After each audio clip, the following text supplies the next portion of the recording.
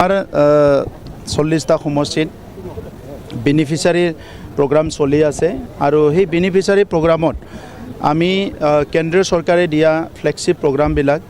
ৰাজ্য চৰকাৰে আমাৰ বিভিন্ন সময়ত ৰাইজৰ কাৰণে আনা ফ্লেগশ্বিপ প্ৰগ্ৰামবিলাক আৰু লগতে কাউন্সিল চৰকাৰে যিখিনি প্ৰগ্ৰাম আমি যোৱা 4 বছৰত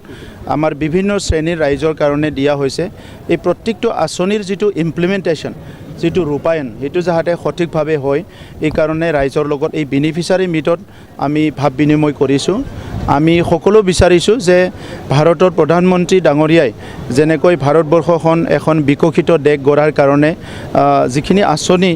আজি ৰাইজৰ কাৰণে আনিছে আমাৰ মহিলাসকলৰ কাৰণে হওক বা খেতিয়কৰ কাৰণে হওক এই আঁচনিবিলাক যদি সঁচাকৈ আমি 100% ৰূপায়ণ কৰিব পাৰোঁ তেতিয়াহে আমাৰ উন্নয়নটো গ্ৰাম্য অঞ্চলত এটা ভিজিবিলিটি আহিব বা ইয়াৰ বেনিফিটটো চবে পাব অসমৰ মুখ্যমন্ত্ৰী ডাঙৰীয়াই আজি আমাৰ সেল্ফ হেল্প গ্ৰুপৰ বাইদেউসকলৰ পৰা লৈ পেলাই বিভিন্ন শ্ৰেণীৰ ৰাইজক যিখিনি আঁচনি দিছে সেইখিনি ভালকৈ ৰূপায়ণ হ'ব লাগিব ৰেচন কাৰ্ড আধাৰ কাৰ্ডৰ পৰা আমি PM কিষাণৰ পৰা লৈ পেলাই শ্ৰমৰ পৰা লৈ পেলাই সকলো ভালকৈ ৰূপায়ণ হ'ব লাগিব আৰু BTR চৰকাৰৰ পৰা আমি যিবিলাক আঁচনি লৈছোঁ পিক মিছনৰ পৰা লৈ হেণ্ডলুম মিছন চেৰিকালচাৰ মিছনৰ পৰা লৈ পেলাই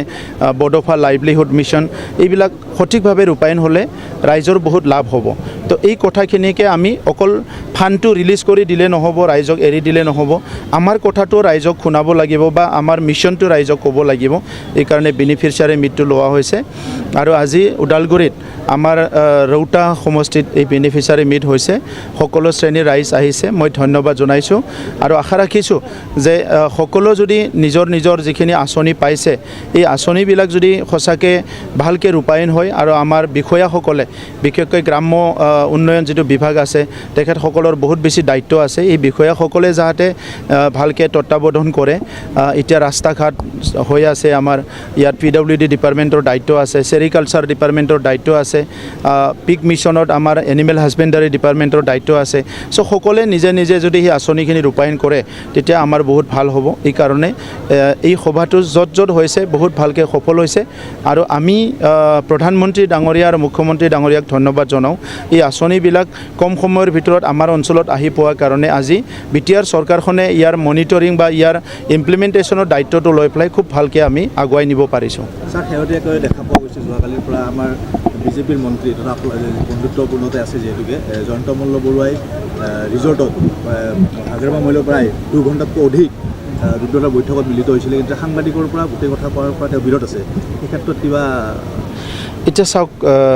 সাংবাদিকৰ কথা কোৱাৰ পৰা বিৰত আছে যেতিয়া মই কেনেকৈ গম পাম মইতো তাত নাছিলোঁ যিটো ওলাই পেলাই কৈছে হাগ্ৰামা মহিলাৰী ডাঙৰীয়া কোৱাটো দেখিছোঁ যে তাতে এপিডিচিয়েল এটা প্ৰজেক্টক লৈ পেলাই কিবা চলি আছে সিটোলৈ আলোচনা কৰিছোঁ বুলি তো আলোচনা কৰাৰ চবৰো অধিকাৰ আছে আলোচনা কৰাৰ চবৰো কি আছে কি আলোচনা কৰিব পাৰে এটা দলে আনটো দলৰ লগত আলোচনা কৰাটোতো কোনো ডাঙৰ কথা নহয় আৰু ৰাজনীতিত সিটো চলি থাকে তো সিটো লৈ পেলাই মই বেলেগ লেফ্ট এণ্ড ৰাইট চিন্তা কৰিব বিচৰা নাই আমি নিজৰ কাম কৰি আছোঁ চবে নিজৰ কাম কৰি আছে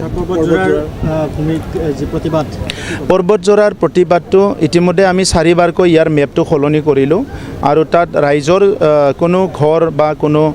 নিজৰ মাটি তেনেকুৱা ইয়াত অহা নাই এপিডিচিয়েলৰ ডাঙৰ প্ৰজেক্ট এটা আমি পাইছোঁ সেইটো বহুত ডাঙৰ 18,000 কৰোৰৰ আৰু আমি ক'ব পৰা সময়ৰ পৰা তেনেকুৱা ডাঙৰ প্ৰজেক্ট আমাৰ তাত কেতিয়াও অহা নাছিলে আৰু তাত হাজাৰ মানুহে এমপ্লয়মেণ্ট পাব তো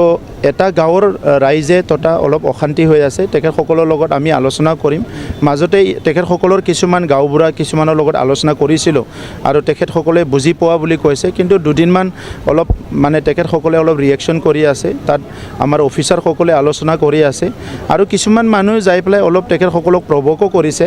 চাকৰি বাকৰি নাপায় কিবা নাপায় মাটিবিলাক যাব এইবিলাক কথাও কৈ আছে আৰু সেইকাৰণে অলপ তেখেতসকলে প্ৰভোক হৈছে মই ভাবোঁ আলোচনাৰ মাধ্যমেৰে এইটো সমাধান হ'ব আৰু আপোনালোকে দেখিছে 4 বছৰত আমাৰ চৰকাৰৰ কোনো ইণ্টেনশ্যন নাই এটা পৰিয়ালকো আমি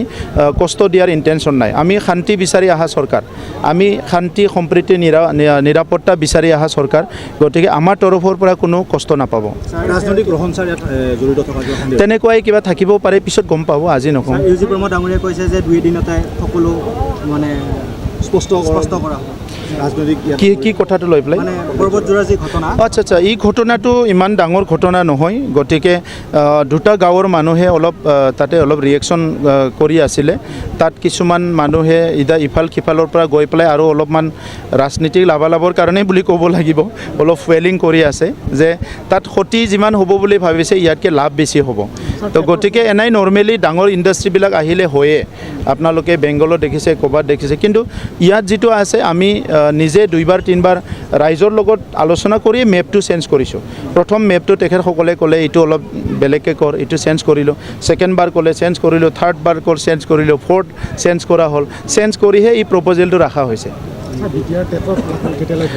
চাওক PGT আৰু GT টেটটো একদম 2-3 দিনৰ ভিতৰত হ'ব আৰু এপইণ্টমেণ্টটো আমি মেক্সিমাম 10 দিনৰ ভিতৰত দিয়াৰ কাৰণে চিন্তা কৰিছোঁ আৰু যিটো এলিমেণ্টাৰী আছে ইয়াৰ SIUটো আজি বা কালি এই 2 দিনমানত আহি যাব অহাৰ লগে লগে আমি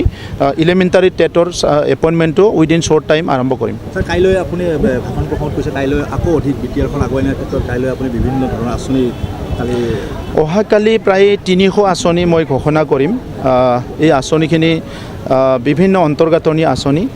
সেই আঁচনিখিনি ৰেডি হ'ল এপ্ৰুভ হ'ল গতিকে অহাকালি মই বড়োলেণ্ডৰ 5টা ডিষ্ট্ৰিক্টত বিভিন্ন অঞ্চলত হ'বলগীয়া বিভিন্ন আন্তঃগাঁথনি নিৰ্মাণৰ কাৰ্য এইটো অহাকালি ঘোষণা কৰিম